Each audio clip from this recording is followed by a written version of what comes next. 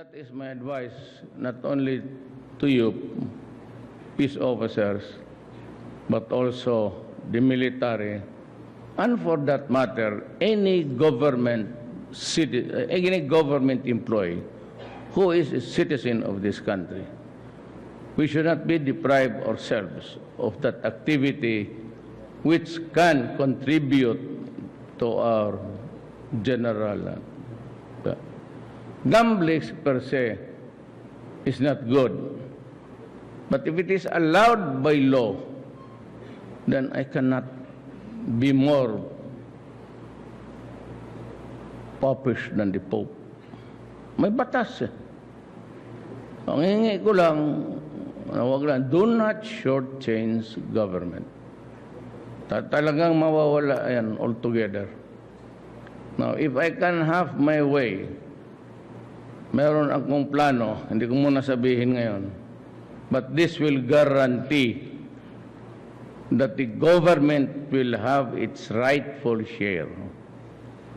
And we can always open your books, and I can always ask the policemen and the military what's happening there. Ganun lang.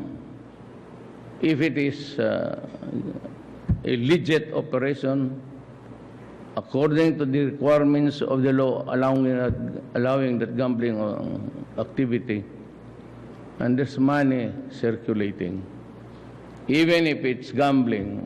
I know religious sectors and all, they do not like it. I do not like it too. But the problem, if it is allowed by law, you can only regulate, and you can regulate clean. Yun lang, wala nang iba. Wala akong ano, yan basta yung gambling na yan. So there's the casino. In my place in Davao City, there was one, or there is one, and itong Sabong. Ito namang mga lasto-lasto, huwag na ninyong pakialaman yan. It's a neighborhood activity. Tapos paghulihin ninyo, kagaya experience sa Davao, yung nagkukolekta ng bets, pusta, mahihirap yan. Minsan hinuli ng pulis, may anak dala, nagka-breastfed pa, tapos may dalaw pang hathatag, umiiyak, kasi nandiyan yung pulis kasama, kasi hinuli.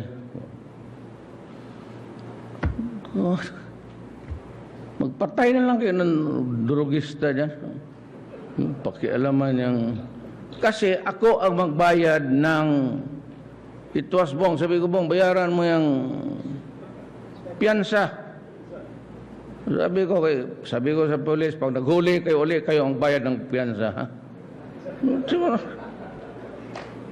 Yung mga gano'n na... Those are pastime neighborhood activities.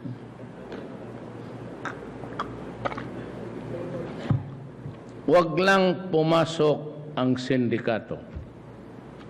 Pag unless to hawakan with people who are known to be gamblers and professional manipulators, you have to intervene. Yung mga machines dyan, ano ninyo?